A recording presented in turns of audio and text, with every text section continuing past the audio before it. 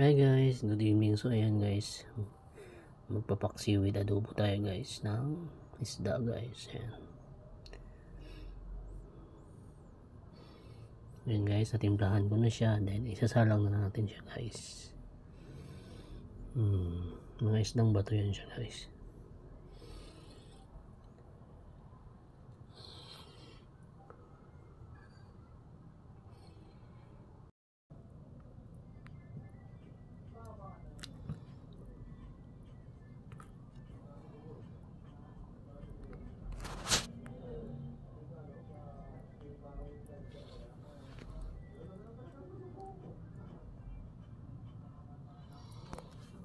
So ayan guys, luto na guys. So ayan, hindi tinipid sa ingredients, hindi rin tinamad.